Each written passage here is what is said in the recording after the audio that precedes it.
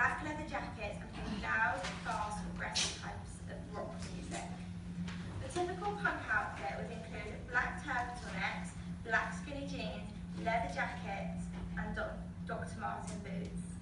For women, it would be short leather skirts, tight leather pants, and leather jackets customised with paint, chains, metal studs, and also Dr. Martin boots. For the disco, the look also began in the 1970s. It was very memorable for the brightly coloured hot pants, shiny disco pants, and the stretched sequin bandeau tops. In the 1980s, fashion was very big. However, there wasn't a set fashion. Most of the ladies had huge pads, shoulder pads, huge hooped earrings, and mini skirts. The collars were over the top, neon leg warmers. The fingerless glove worn on one hand, inspired by Michael Jackson, who played a huge part in the 80s with his leather jackets and different coloured trousers. Makeup was also a big thing in the 80s, as it was heavily worn and again with bright colours on the eyes, lips and cheeks. Madonna, also a style icon who is still big today, in her film Desperately Seeking Susan, she wore all different colours. She was amazing.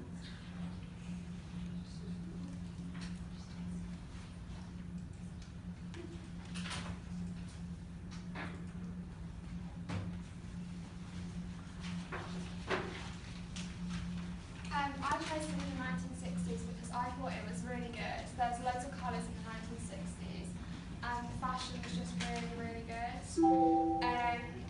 In the 60s, Barbara Hill and Mickey's boutiques were made, and she made a brand called Viva.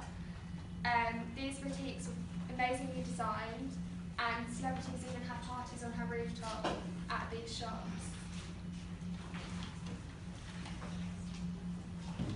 I chose to do the 70s because I love the fact that there was a split between fashion. There was punk and disco, and they were both complete opposites of each other.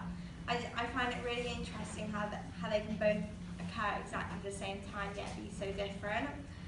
The music effects on both the themes make the understanding easier, as the famous artist had such a huge influence on the fashion at the time.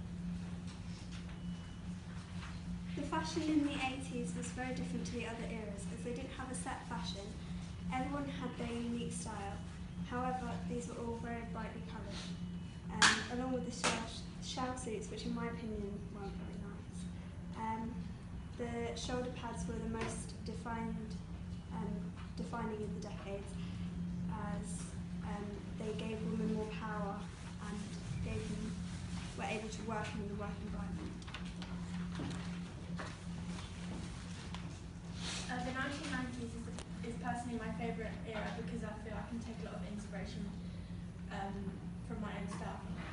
When the 90s began, the supermodels were born, and people like Cindy Crawford, Naomi Campbell and Kate Moss were big faces of the decade.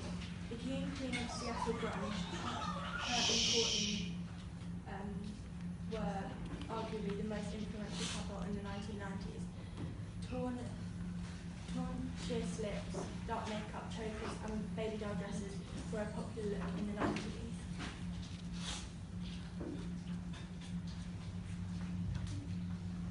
Fashion has a big impact.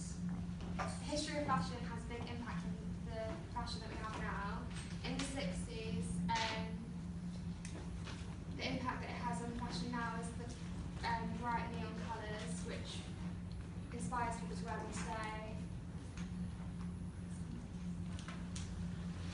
In the 70s, I think it had a huge impact on fashion, as it was very dependent on the music at the time, which is now very popular.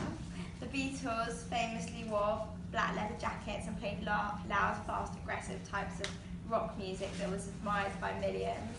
This is also similar to disco with Ziggy Stardust.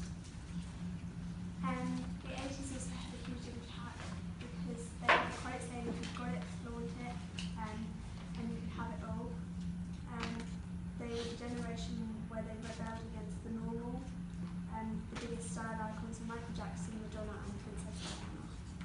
The 90s was such an iconic fashion era, especially for into fashion today, as trends have been carried on into fashion now.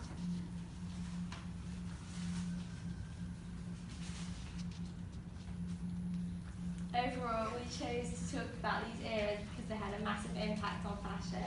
Yet not just fashion, they also had an impact on us.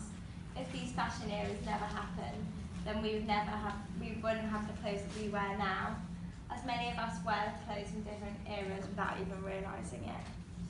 And that's it.